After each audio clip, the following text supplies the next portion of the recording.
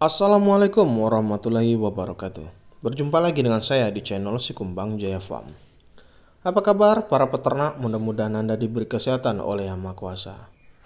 Di video kali ini kita akan membahas tentang bagaimana sih caranya merawat bibit yang kurang bagus. Karena selama ini saya selalu menggaungkan hati-hati dalam memilih bibit. Jangan pilih bibit yang jelek. Dan pilihlah bibit bagus seperti kriteria yang saya sebutkan. Biasanya kan seperti itu, Pak. Namun karena banyak peternak kemitraan yang ini bibitnya selalu kurang bagus nih. Kebanyakan seperti itu ya. Jadi kadang bibitnya kecil lah, kaki kering lah, segala macam. Oke, sebenarnya perawatan bibit yang kurang bagus dan bibit bagus itu sama, Pak. Hanya bibit yang kurang bagus ini kita lebih ekstra, bisa 2 kali lipat capeknya melihara daripada bibit yang bagus. Dan kita tidak munafik dan tidak naif ya, jangan naif ya. Kalau bibit kurang bagus itu hasilnya walaupun Anda pelihara maksimal, nggak akan sebagus hasil dari bibit yang bagus yang dipelihara dengan maksimal juga. Jadi hasilnya itu tetap di bawah bibit yang bagus ini tadi. Makanya balik lagi, hati-hati cari PT kemitraan, hati-hati pilih bibit untuk yang mandiri ya.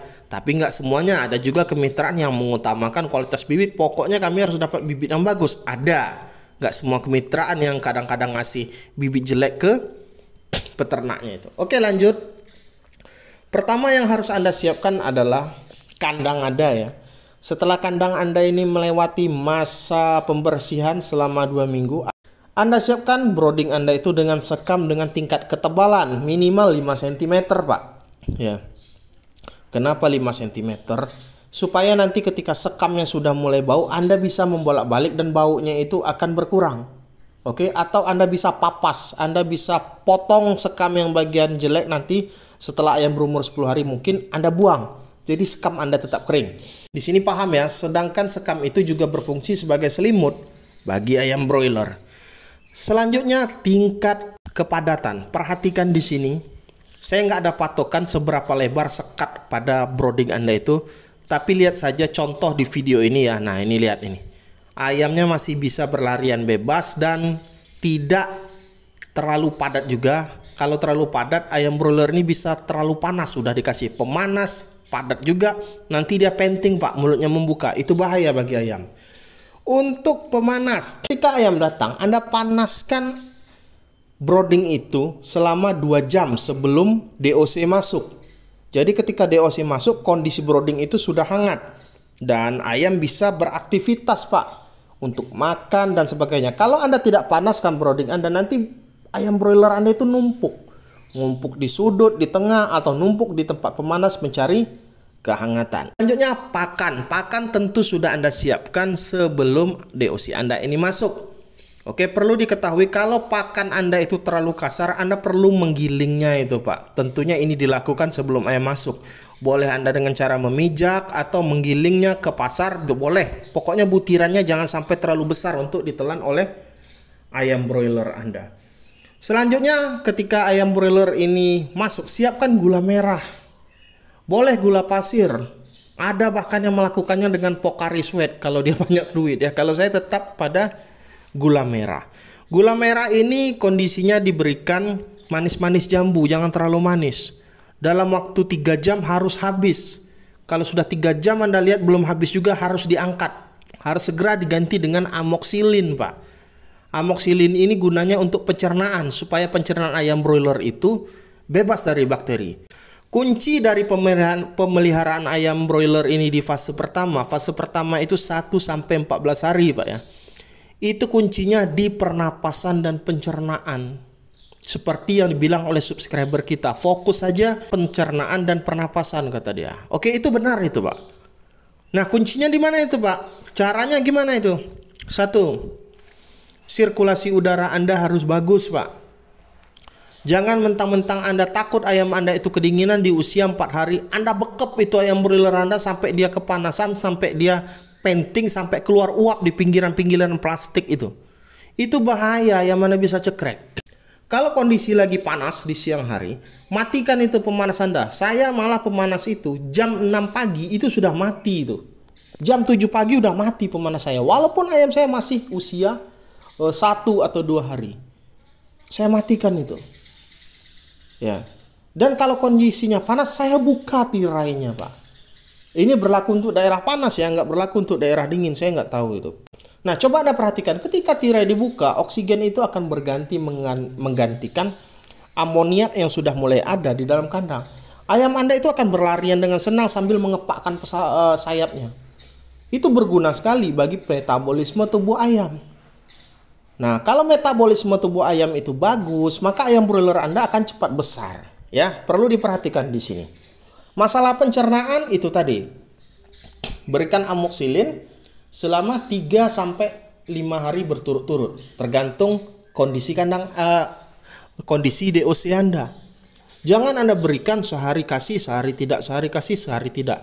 Kalau antibiotik ini, Pak, kebanyakan harus berturut-turut memberikannya. Kalau tidak, terjadi resistensi. Apa itu resistensi? Nanti ayamnya sakit, nggak bisa lagi diobatin dengan obat yang sama gitu loh, Pak. Harus diganti lagi obatnya, repot nanti. Ya, kuncinya supaya tidak salah apa? Ikuti petunjuk di kemasan obat tersebut. Selanjutnya, Anda harus rajin bangunin ayam broiler Anda atau DOC Anda itu. Anda harus rajin liatin DOC yang numpuk, itu harus segera Anda bubarkan, Pak. Ya, kalau Anda pemalas ngecek ke dalam brooding, ngecek yang mati, bubarin ayam yang numpuk segala macam, nanti ayam broiler Anda itu tingkat keseragamannya tinggi. Coba Anda perhatikan, setiap DOC Anda itu dibangunkan, dia akan segera mengejar tempat pakan dan mereka akan makan. Nah, Anda bedakan dengan Anda tidak membangunkannya, paling cuma berapa kali dia mendatangi tempat makan. Jadi intinya rajin-rajin tuh bangunin supaya feed intake-nya tercapai, dan ayam-ayam yang lemah ini juga bisa selamat ketika bertumpuk dia ditindih, mungkin dia nanti lemes mati, Pak. Tapi kalau dibubarkan dia akan ikut makan juga. Dan sesuaikan jumlah tempat pakan Anda.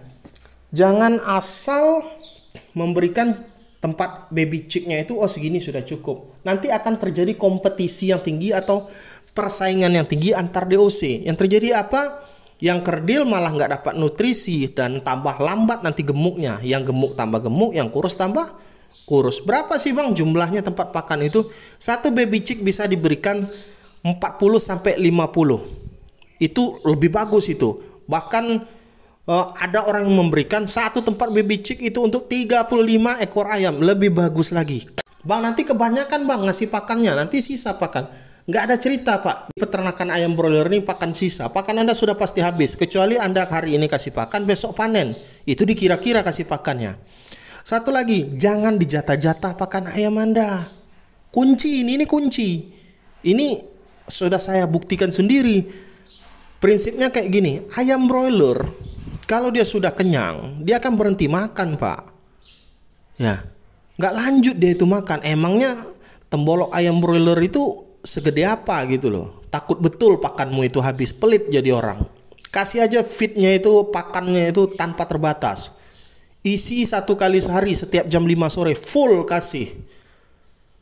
Bang, takut basi pakannya, Bang. Nggak akan basi. Saya 5 tahun beternak, ngasih pakan ayam itu full tanpa batas. Setiap jam 5 sore isi. Ayam saya selama 5 tahun itu cuman sekali rugi. Itu pun ruginya karena wabah itu. Ya, 5 tahun saya beternak dan IP saya rata-rata itu 400. Kandang open house, Pak. Kandang open house. Ada itu saya tunjukin di video sebelumnya RHPP saya itu. Bahkan ada beberapa kejadian. Kan populasi saya itu 7.000 ekor, Pak. Bonusnya pasti dong 100 ke atas itu. Karena satu box itu isinya 2 ya. 102. Itu malah ayam masuk 7.000, yang terpanen 7.060 itu. Bonusnya aja belum habis. Ini bukan untuk menyombongkan diri, kesombongan hanya milik Allah, hanya untuk referensi bagi Anda. Ya, jadi jangan batasin. Anda kasih makan ayam broiler itu. Emangnya Anda bisa jatah, ini ayam broilernya sanggupnya makannya sekian, 36 gram, sekian. Di atas kertas iya itu ditulis orang, Pak. Kalau menurut saya, karena dia mungkin ngetes ayam yang berbeda walaupun satu jenis. Kita ini satu jenis, sama-sama manusia, tapi makan saya berbeda dengan makan Anda. Misalnya Anda juga jantan kan, saya juga jantan misalnya. Anda makan cuman sanggupnya sepiring.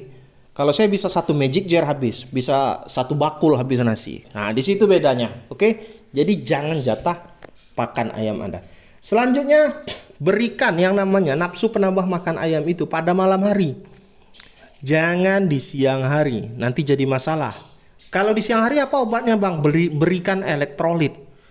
Ya, dan vitamin C sebagai daya tahan supaya ayam broiler itu tidak kepanasan di siang hari. Kalau malam hari Bang, nafsu makan ayam. Kenapa nggak di siang hari? Nanti ayamnya di siang hari malah makan. Anda makan di tengah hari siang bolong, ketika cuaca sedang panas, Anda pilih mana? Minum atau makan? Pasti minum dong, es jeruk kan enak. Nah, kalau ayam broiler melakukan makan di siang hari, ditakutkan nanti suhu tubuhnya naik, dia nggak bisa mengendalikan, dia bisa mati Pak. Nah, jadi di sini jelas ya.